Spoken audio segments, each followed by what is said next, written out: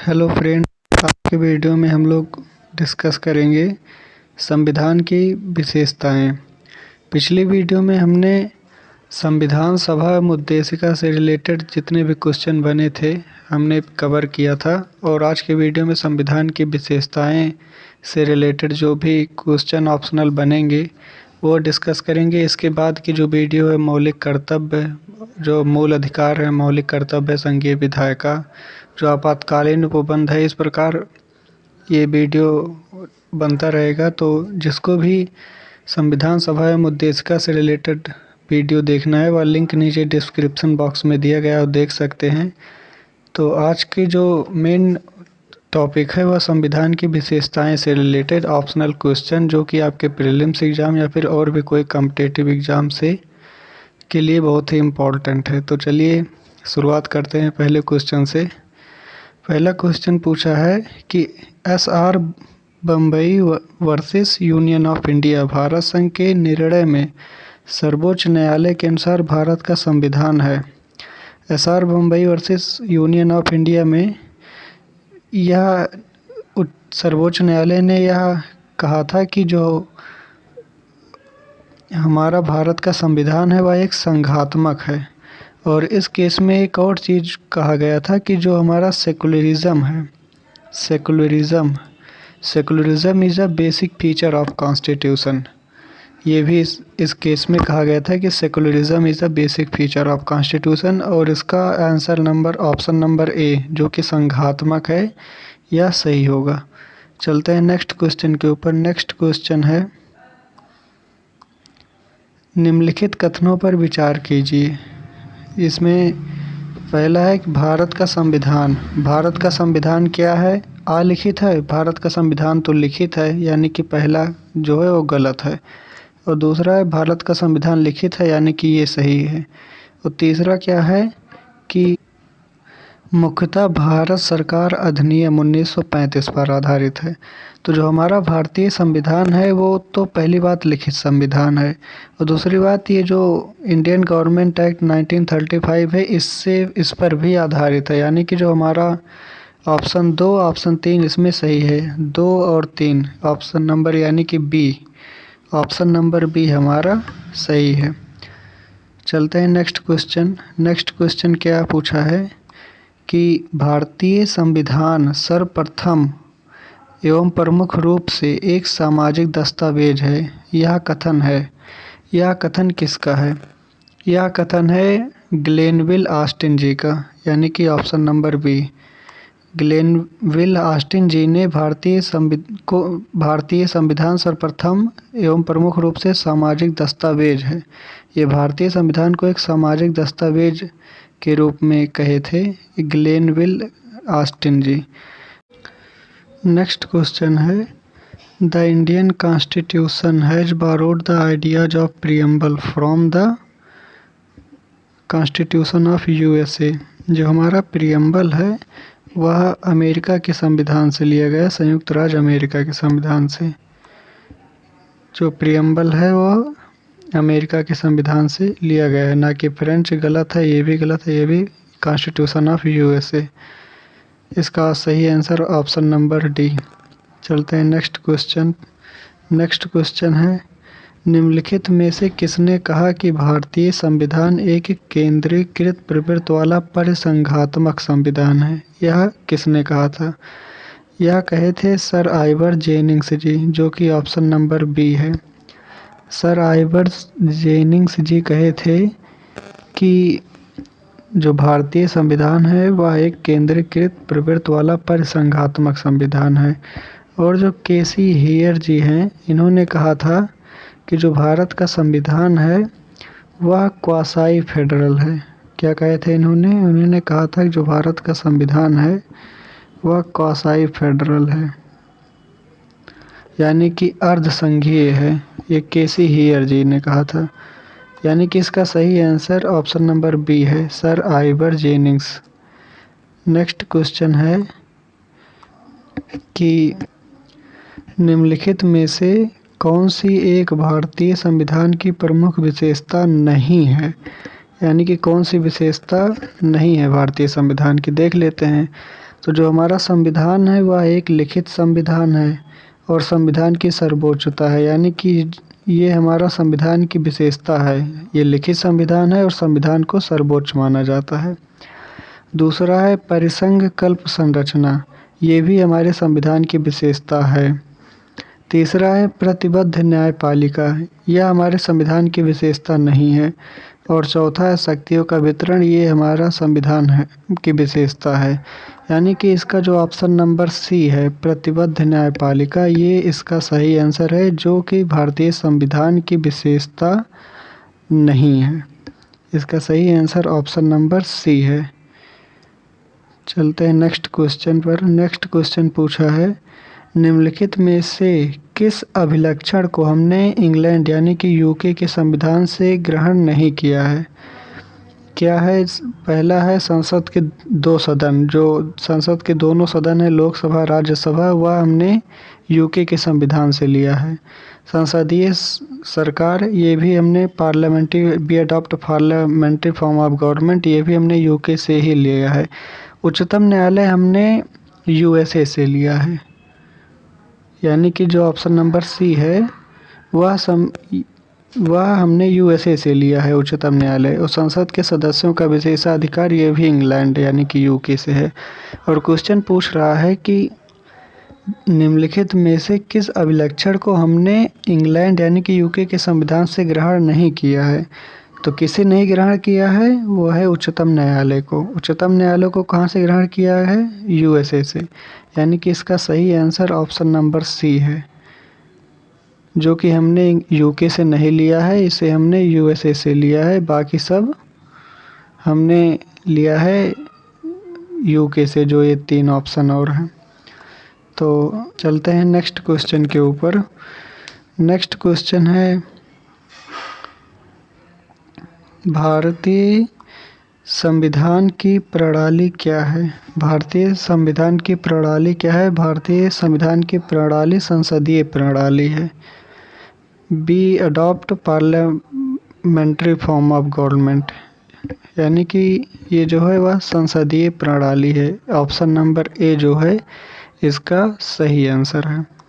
चलते हैं next question पर। नेक्स्ट क्वेश्चन देख लेते हैं क्या है। नेक्स्ट क्वेश्चन है भारतीय संविधान में एकात्मक राज्य जिसे संघात्मक तत्व सहायक रूप में, न कि संघात्मक राज्य जिसमें एकात्मक तत्व सहायक कहे जा सकते हैं, का प्रावधान है। यह कथन किसका है? यह कथन है प्रोफेसर केसी हियर जी का। केसी हियर जी का यह प्रावधान है, यानी कि इसका सही आंसर ऑप्शन नंबर सी है। और याद करो, हमने अभी आपको बताया भी था प्रोफेसर केसी हियर ने क्या कहा था। इन्होंने कहा था कि जो हमारा भारत का संविधान है वह क्वासाई फेडरल है, यानी कि अर्धसंघीय है, ये भी इन्होंने कहा था। तो इसका सही आंसर ऑप्शन नंबर सी है। नेक्स्ट क्वेश्चन है प्रोफेसर केसी हियर के अनुसार भारतीय संविधान है। प्रोफेसर केसी हियर के अनुसार भारत का संविधान एक अर्धसंघीय है, यानी कि क्वासाई फेडरल। हमने आपको अभी पीछे बताया भी था कि केसी हियर के अनुसार भारत का संविधान एक क्वासाई फेडरल है, जो कि ऑप्शन नंबर डी है इसका सही आंसर। इसका सही आंसर ऑप्शन नंबर डी है। चलते हैं नेक्स्ट क्वेश्चन के ऊपर। नेक्स्ट क्वेश्चन है इनमें से किसने इस विचार को व्यक्त किया कि भारतीय संविधान उतना ही संघीय है जितना इसे दोहरी राजनीति कहा जा सकता है।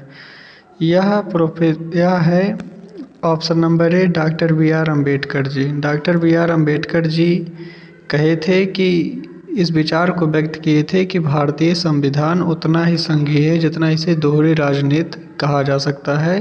यह कथन डॉक्टर बी आर अम्बेडकर जी का था, जो कि ऑप्शन नंबर ए है वह सही आंसर है। चलते हैं नेक्स्ट क्वेश्चन पर। नेक्स्ट क्वेश्चन पूछा है कि भारत के संविधान में 12 अनुसूचियाँ हैं। प्रेजेंट टाइम में भारत के संविधान में 12 अनुसूचियाँ हैं। इसका ऑप्शन नंबर डी जो है वह सही आंसर है। चलते हैं नेक्स्ट क्वेश्चन पर। नेक्स्ट क्वेश्चन है भारत के मूल संविधान में अनुच्छेदों एवं अनुसूचियों की संख्या थी, मतलब मूल संविधान में कितना थी? तो हमारे संविधान में अनुच्छेदों की संख्या 395 थी और 8 अनुसूचियाँ थी। जो पहले हमारे मूल संविधान में पहले इतना ही था, 395 आर्टिकल था और 8 शेड्यूल थे। अब बढ़कर हो गए हैं 395 आर्टिकल और अब 12 शेड्यूल हो गए, 12 शेड्यूल हो गए। 395 आर्टिकल तो थे ही पहले ही, अभी भी है। तो इसमें क्वेश्चन में पूछ रहा है कि भारत के मूल संविधान में आर्टिकल और शेड्यूल की संख्या क्या थी? तो आर्टिकल की संख्या तो 395 थी और है, हमेशा रहेगी। ये शेड्यूल जो है वो 8 से बढ़ के मौके पर अब 12 हो गया, लेकिन जो पहले थी वो 8 ही शेड्यूल थी। यानी कि इसका ऑप्शन नंबर जो ए है वह सही आंसर है। 395 आर्टिकल एंड 8 शेड्यूल इसका सही आंसर है। चलते हैं नेक्स्ट क्वेश्चन पर। नेक्स्ट क्वेश्चन पूछा है कि भारतीय संविधान में कितने अनुच्छेद हैं? तो अभी हमने आपको बताया है कि भारतीय संविधान में 395 आर्टिकल हैं। 395 आर्टिकल हैं भारतीय संविधान में। इसका ऑप्शन नंबर जो डी है वह सही आंसर है। चलते हैं नेक्स्ट क्वेश्चन पर। नेक्स्ट क्वेश्चन है, भारतीय संविधान में कौन से भाग शांतिमय सामाजिक क्रांति के प्रति संवैधानिक निर्माताओं की प्रतिबद्धता प्रदर्शित करते हैं? तो जो प्रस्तावना है वह भी सामाजिक क्रांति के प्रति संविधान निर्माताओं की प्रतिबद्धता प्रदर्शित करता है। जो हमारा मूल अधिकार से संबंधित जो पार्ट 3 है, जो फंडामेंटल राइट है, 12 से लेके 35 तक जो फंडामेंटल राइट है, 12 से 35 तक फंडामेंटल राइट है, वह भी शांतिमय सामाजिक क्रांति के प्रति संवैधानिक निर्माताओं की प्रतिबद्धता प्रदर्शित करता है। जो हमारा नीति निर्देशक तत्व है, यानी कि आर्टिकल 36 से लेके आर्टिकल 50 तक। 51 में तो फंडामेंटल ड्यूटी आ जाता है, 51A में 51A में फंडामेंटल ड्यूटी आता है, 360 से लेके 51 तक। जो 51 तक है वो हमारा directive principle of state policy है, यानी कि नीति निर्देशक सिद्धांतों से संबंधित है। इसे पार्ट 4 जो है, यानी कि पहले क्वेश्चन क्या पूछा है देख लेते हैं। क्वेश्चन पूछा यही है कि भारतीय संविधान में कौन से भाग शांतिमय सामाजिक क्रांति के प्रति संविधान निर्माताओं के प्रतिबद्धता प्रदर्शित करते हैं? तो यह प्रस्तावना भी प्रदर्शित करता है, मूल अधिकार भी प्रदर्शित करता है, नीति निर्देशक तत्व भी प्रदर्शित करता है, यानी कि उपरोक्त तीनों। इसका सही आंसर होगा ऑप्शन नंबर डी, उपरोक्त तीनों। चलते हैं नेक्स्ट क्वेश्चन पर। नेक्स्ट क्वेश्चन है, संविधान में प्रबल केंद्रीय संघ की विचारधारा का उपबंध लिया गया है। संविधान में प्रबल केंद्रीय संघ की विचारधारा का उपबंध कनाडा से लिया गया है। इसका सही आंसर होगा ऑप्शन नंबर डी, जो कि है कनाडा। कनाडा से ही भारत संविधान में प्रबल केंद्रीय शक्ति की विचारधारा का उपबंध लिया गया है। इसका सही आंसर है ऑप्शन नंबर डी, जो कि है कनाडा। चलते हैं नेक्स्ट क्वेश्चन पर। नेक्स्ट क्वेश्चन पूछा है, संसदीय शासन प्रणाली आधारित होती है। संसदीय शासन प्रणाली आधारित होती है शक्ति के अविभाज्यीकरण पर, जो कि ऑप्शन नंबर ए है हमारा। ऑप्शन नंबर ए है शक्ति के अविभाज्यीकरण। शक्ति के पृथक्करण सिद्धांत पर नहीं आधारित होते, ना कि इस पर। इसका ऑप्शन नंबर ए जो है वह सही आंसर है। चलते हैं नेक्स्ट क्वेश्चन पर। नेक्स्ट क्वेश्चन पूछा है, संघ का अति महत्वपूर्ण अभिलक्षण है। संघ का अति महत्वपूर्ण अभिलक्षण क्या है? वह है सार्वभौमिक विधान, जो कि ऑप्शन नंबर डी है इसका सही आंसर। यानी कि सार्वभौमिक विधान जो है वह संघ का अति महत्वपूर्ण अभिलक्षण है। इसका सही आंसर ऑप्शन नंबर डी है। चलते हैं नेक्स्ट क्वेश्चन पर। नेक्स्ट क्वेश्चन है, भारतीय संविधान के अंतर्गत संप्रभुता संबंधित है वह भारत के लोगों से। जो भारत का संविधान के अंतर्गत संप्रभुता है वह भारत के लोगों से संबंधित है। जो हमारा प्रियम्बल है वह भी शुरुआत हुआ है हम भारत के लोगों से, तो यानी कि जो भारत के संविधान की संप्रभुता है वह हम भारत के लोगों में ही निहित है। यानी कि इसका सही आंसर ऑप्शन नंबर सी है, जो कि लोगों से। चलते हैं नेक्स्ट क्वेश्चन पर। नेक्स्ट क्वेश्चन पूछा है, निम्नलिखित में से किसे शक्ति का सर्वोच्च स्रोत माना जाता है। शक्ति का सर्वोच्च स्रोत जो है वह हमारे भारत के संविधान को माना जाता है। जो हमारा भारत का संविधान है वह सर्वोच्च स्रोत है किसका, शक्ति का। शक्ति का सर्वोच्च स्रोत भारत के संविधान को माना जाता है, जो कि option number D. Option number D इसका सही आंसर है। बाकी सर्वोच्च न्यायालय तो सर्वोच्च है ही, लेकिन वो न्यायालय में है, संसद है, राष्ट्रपति है, लेकिन शक्ति का सर्वोच्च स्रोत तो संविधान से ही तो है। अगर संविधान नहीं है तो सर्वोच्च न्यायालय किसके बेसिस पर जजमेंट देगा। यानी कि जो शक्ति का सर्वोच्च स्रोत है वह भारत के संविधान पर ही आधारित है, जो कि ऑप्शन नंबर डी है इसका सही आंसर। नेक्स्ट क्वेश्चन पर चलते हैं। नेक्स्ट क्वेश्चन पूछा है, संविधान के कौन से अनुच्छेद के तहत संसद किसी नए राज्य की संरचना कर सकती है। संसद जो है वह किसी नए राज्य की संरचना कर सकती है, वह है अनुच्छेद 3 के अनुसार। अनुच्छेद 3 के अनुसार संसद जो है वह किसी भी नए राज्य की संरचना कर सकती है। इसका ऑप्शन नंबर जो ए है वह सही होगा। ऑप्शन नंबर ए, संसद नए राज्य की संरचना अनुच्छेद 3 के अकॉर्डिंग कर सकती है। नेक्स्ट क्वेश्चन पूछा है कि नए प्रदेश के सृजन एवं उसकी सीमाओं के निर्धारण का अधिकार निहित है किसमें। अभी हमने देखा संसद में ही निहित है, संसद ही नए राज्य की संरचना करेगी ना। जो नेक्स्ट क्वेश्चन हमने देखा अभी कि संविधान के कौन से अनुच्छेद के तहत नए राज्य की संरचना कर सकती है, वह अनुच्छेद 3 देखा, यानी कि कौन करती है, वह संसद करती है। और इस क्वेश्चन में क्या पूछा है कि नए प्रदेश का सृजन एवं उसकी सीमाओं का निर्धारण का अधिकार निहित है किसमें, संसद में ही निहित है। इसका ऑप्शन नंबर जो ए है वह इसका सही आंसर है। चलते हैं नेक्स्ट क्वेश्चन पर। नेक्स्ट क्वेश्चन है, भारत के संविधान के किस अनुच्छेद के अंतर्गत संसद नए राज्य को भारतीय संघ में सम्मिलित कर सकती है। संविधान के किस अनुच्छेद के अंतर्गत संसद जो है वह नए राज्य को भारतीय संघ में सम्मिलित कर सकती है, वह है अनुच्छेद 2। अनुच्छेद 2 के अंतर्गत जो संसद नए राज्य को भारतीय संघ में सम्मिलित कर सकती है। जो अनुच्छेद 1 है वह हमारा वो है यूनियन एंड इट्स टेरिटरी, यानी कि संघ का नाम और राज्य क्षेत्र।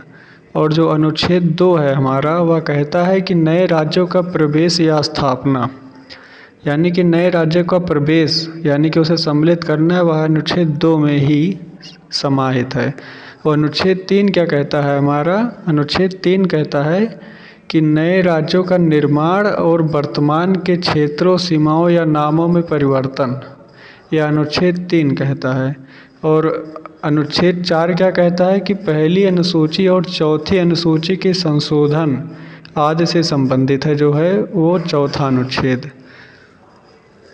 अनुच्छेद 2 जो है वह नए राज्य को भारतीय संघ में सम्मिलित करने से संबंधित है, यानी कि इसका ऑप्शन नंबर जो बी है वह इसका सही आंसर है, वह अनुच्छेद 2 है। इसका सही आंसर बी है। चलते हैं नेक्स्ट क्वेश्चन पर।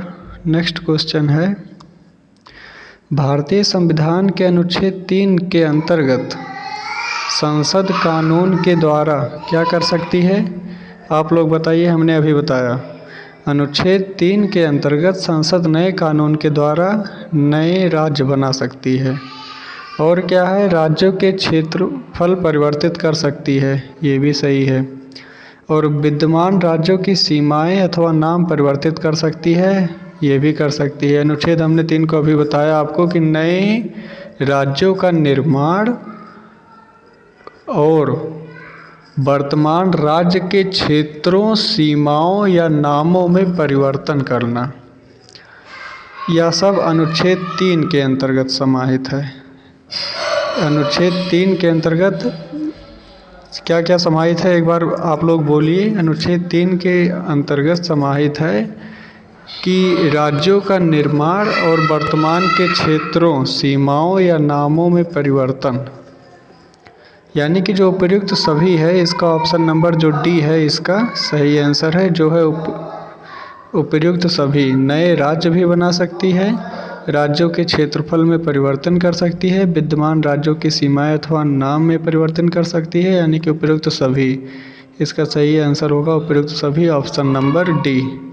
चलते हैं नेक्स्ट क्वेश्चन पर। नेक्स्ट क्वेश्चन पूछा है, भारत में एक नए राज्य के सृजन के प्रयोजन के लिए भारत के संविधान का संशोधन पारित होना चाहिए। भारत के एक नए राज्य के सृजन के प्रयोजन के लिए भारत के संविधान का संशोधन पारित होना चाहिए। सिर्फ संसद के एक साधारण बहुमत से पारित होना चाहिए। नए राज्य के सृजन के प्रयोजन के लिए सिर्फ संसद में साधारण बहुमत से भारत के संविधान का संशोधन पारित होना चाहिए, तब एक नए राज्य के सृजन का प्रयोजन हो सकता है। यानी कि इसका ऑप्शन नंबर जो ए है वह इसका सही आंसर है, ऑप्शन नंबर ए। ये सारे ऑप्शन गलत हैं, तो आई होप आप समझ गए होंगे। चलते हैं लास्ट क्वेश्चन के ऊपर। लास्ट क्वेश्चन है आज का, British parliament passed the Indian independence act in, यानी कि जो ब्रिटिश पार्लियामेंट है वह अपना भारतीय जो है स्वतंत्रता अधिनियम का पारित की थी, तो वह है जुलाई 1947। अगर आपसे डेट पूछे तो वह है 18 जुलाई 1947। यानी कि जो भारतीय स्वतंत्रता अधिनियम 1947 ब्रिटिश संसद से 18 जुलाई 1947 को पारित हुआ। इसके द्वारा भारत और पाकिस्तान नामक 2 स्वतंत्र राष्ट्र की स्थापना हुई थी। तो आई होप आप समझ गए होंगे। आज के वीडियो में हम लोगों ने संविधान की विशेषताएं से रिलेटेड जो भी क्वेश्चन बना वह हमने कवर किया। इससे पहले जो वीडियो है हमने उसमें संविधान सभा एवं उद्देशिका से रिलेटेड जो भी क्वेश्चन बना वो कवर किया था। संविधान सभा एवं उद्देशिका से रिलेटेड अगर यह वीडियो आपको देखनी हो तो लिंक नीचे डिस्क्रिप्शन बॉक्स में दिया है, आप लोग देख सकते हैं।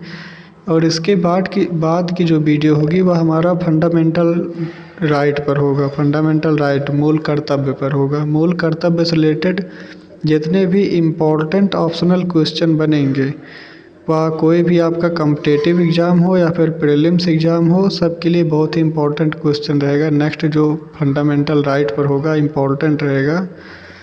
और इसके बाद फंडामेंटल राइट के बाद हम लोग फंडामेंटल ड्यूटी पर कवर करेंगे। फंडामेंटल ड्यूटी जो हमारा 11 फंडामेंटल ड्यूटी है, लास्ट फंडामेंटल ड्यूटी जो ऐड की गई थी 86 अमेंडमेंट द्वारा 2002 के द्वारा, वह क्या था, कैसे क्या था, हम लोग सब डिस्कस करेंगे।